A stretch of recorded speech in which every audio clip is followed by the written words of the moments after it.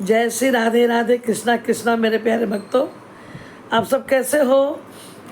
मैं लता दीदी आपके समक्ष आई हूँ, कथावाचिका, और आपके लिए मंगल कामना करती हूँ कि आपके घर में सदैव माँ लक्ष्मी का निवास हो, आपके यहाँ सुंदर कार्य हो, मांगलिक कार्य हो, आप हमेशा मुस्कुराएं। बड़ी खास है ज़िंदगी। तो चलिए आज फिर एक कदम अध्यात्म की ओर हम चलते हैं। लेकिन आज हम बात करेंगे, अभी कुछ दिन पहले ही जो मैं 15 दिनों से आपके समक्ष नहीं आ रही हूँ, इसका रीज़न भी यही है कि हमारे घर में भी एक ऐसा ही अशुभ कार्य हो रहा था। हमारे बड़े जेठ का निधन हो गया था। देखिए प्यारे, जिसका जन्म जिस समय होता है, मृत्यु निश्चित उसी वक्त हो जाती है। मृत्यु भी तय उसी वक्त हो जाता है और हम अपनी दुनिया में खोए रहते हैं। और अभी पितृपक्ष चल रही है, एक दूसरी दुनिया में सारे लोग उनकी सेवा में लगे हैं, अपने पितरों की सेवा में, अपने पूर्वजों की सेवा में। गया जी में श्राद्ध हो रहा है, इसी पर चर्चा करूंगी। लेकिन सबसे पहले जो जुड़े हैं उनको तो बहुत बहुत आशीर्वाद, हमारे इस परिवार को बढ़ाने के लिए, हमें इतना सपोर्ट करने के लिए। और जो हमसे नहीं जुड़े हैं, हमारा बेल आइकन बजाकर हमसे जुड़ जाएं, ताकि हमारा नोटिफिकेशन आपके पास पहले पहुंच जाए और आप हमारा वीडियो को देख सकें। पितृपक्ष चल रहा है, 15 दिन पितृपक्ष चलेगा, उसके बाद नवरात्रि शुरू हो जाएगी। मेरे प्यारे, आज हम पूर्वजों और पितरों की ही चर्चा करेंगे। तो आप सभी जानते हैं कि हिंदुस्तान के बहुत ऐसे जगह में, स्थानों पर पितृ तर्पण होते हैं। लेकिन बिहार के गया जी नामक स्थान, गया जी जिसको बोलते हैं हम लोग, वहाँ विष्णुपद यानी भगवान विष्णु के चरण रखे हैं। और वहीं पे पूरे हिंदुस्तान को की बात तो छोड़िए, देश विदेश से लोग अपने पितरों को शांत, उनकी आत्माओं को शांत करने के लिए, अपने पूर्वजों को पिंड देने के लिए, तर्पण करने के लिए गया जी पधारते हैं। बहुत बड़ा मेला लगता है, लाखों लाख की संख्या में श्रद्धालु यहाँ आते हैं और गया जी में आकर अपने पूर्वजों को, अपने पूर्वज के आत्मा की शांति के लिए पिंड तर्पण करते हैं। वहाँ फल्गु नदी बहती है। फल्गु नदी की अगर बात मैं कहूँ तो फल्गु नदी में पानी आपको ऊपर में दिखाई नहीं पड़ेगा, और जैसे ही आप थोड़ा सा हाथ ऐसे लगाएंगे ना, खोदेंगे, तो तुरंत पानी निकल जाएगा। तो फल्गु नदी का जो जल है वो बालू के नीचे क्यों है, इसको मैं दूसरे एपिसोड में बताऊंगी, कल के एपिसोड में। लेकिन अभी मैं आपको बता रही हूँ कि गया जी का नाम गया जी क्यों पड़ा और गया जी ही खास क्यों है। देखिए, गया जी में हमारे प्रभु श्री रामचंद्र पत्नी सीता को लेकर अपने पिताजी का भी श्राद्ध जो है गया जी में फल्गु नदी के किनारे ही किए थे।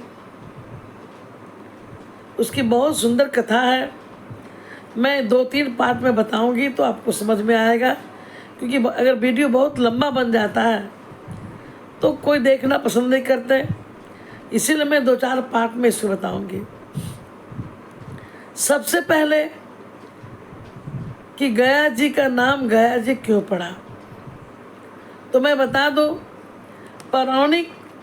पौराणिक कथाओं के अनुसार भस्मासुर को आप जानते हैं, शिव भक्त था।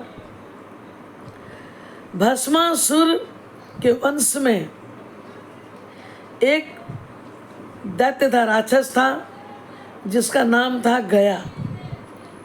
वो राक्षस ने खूब कठिन तपस्या की और इतना घोर तपस्या करते करते करते करते अंत में, और तपस्या किसकी की? भगवान ब्रह्मा की। और उन्होंने वरदान मांगा। क्या मांगा?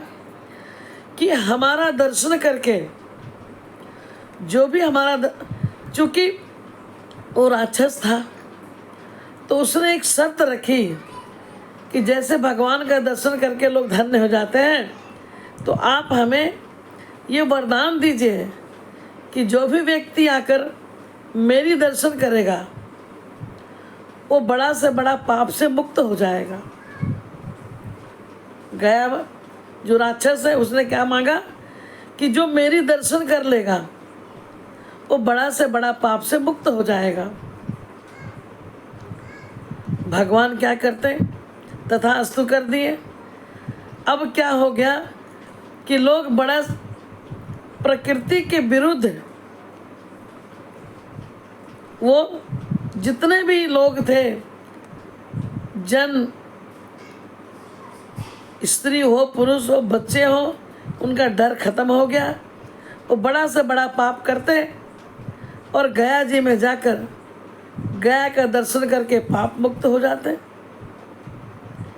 अब जब पाप मुक्त हो जाते हैं तो स्वर्ग में इसकी संख्या जो है, जनसंख्या बढ़ने लग गई, देवताओं को दिक्कत होने लग गई। तो देवताओं ने एक उपाय सोचा कि कुछ ऐसा उपाय किया जाए जिससे यहाँ तक आने के लिए बहुत सारे नियम बन जाए। तो वो तो मैं बाद में बताऊंगी, लेकिन आज के वीडियो में ये बता रही हूँ कि गया जी का नाम गया क्यों पड़ा। तो भगवान जो थे देवता लोग, उन्होंने आपस में विचार किया कि क्यों ना हम वहाँ यज्ञ करें। तो यज्ञ करने के लिए गया नाम का राक्षस से कहा कि मुझे स्थान दो। तो ये जो गया था ना, इसकी लंबाई चौड़ाई साधारण नहीं थी।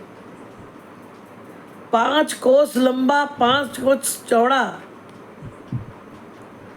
पूरा पश्चिम उत्तर दक्षिण 5-5 कोस तक इसकी चौड़ाई थी, लंबाई थी।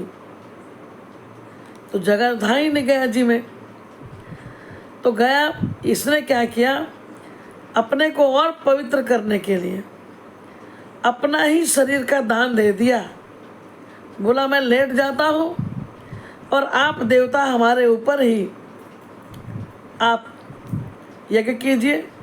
इसीलिए गया जी में भगवान विष्णु के चरणों के छाप हैं मेरे प्यारे। तो भगवान लोग क्या किए कि उनके छाती पर ही बैठकर, इसीलिए वहाँ का एक नाम और है विष्णु पथ। पथ माने रास्ता नहीं, पंथ यानी भगवान के चरण हैं, जो गया जी के गया नाम के राक्षस के छाती पर पड़ा। और गया नाम का राक्षस था, इसीलिए उस स्थान का नाम गया जी पड़ा। और भगवान विष्णु के चरण के चिन्ह वहाँ हैं। फल्गु नदी बहती है, प्रेतशिला पहाड़ है वहाँ। पितरों को वहीं पे पिंडदान किया जाता है। पूरे हिंदुस्तान में सबसे कई जगहों में होती है, लेकिन सबसे महत्वपूर्ण स्थान बिहार के गया जी को माना गया है। इसीलिए यहाँ देश विदेश से भी लोग आते हैं और इस गया जी में आकर अपने पितरों को तर्पण करते हैं, उनकी आत्माओं की शांति के लिए पितृतर्पण करते हैं और गया जी आते हैं। तो मैं आज के इसमें वीडियो में ही बताई कि गया जी का नाम गया कैसे पड़ा। अब 2-3 वीडियो में बताऊंगी कि प्रभु राम ने कैसे वहाँ जाके पितृतर्पण किया, अच्छे वृक्ष वहाँ पे हैं। इस सब की चर्चा 1-2-3 वीडियो करके मैं बताऊंगी, क्योंकि पितृ की चर्चा करने से पितृ खुश होते हैं। अभी उन्हीं का समय चल रहा है। एक बार प्रेम से बोलिए पितृ महाराज की जय। जय श्री राधे राधे। वीडियो कैसा लगा तो आप ज़रूर हमें कमेंट में और एक लाइक करेंगे, ताकि मुझे भी लगे कि आपको अच्छा लगा। श्री राधे।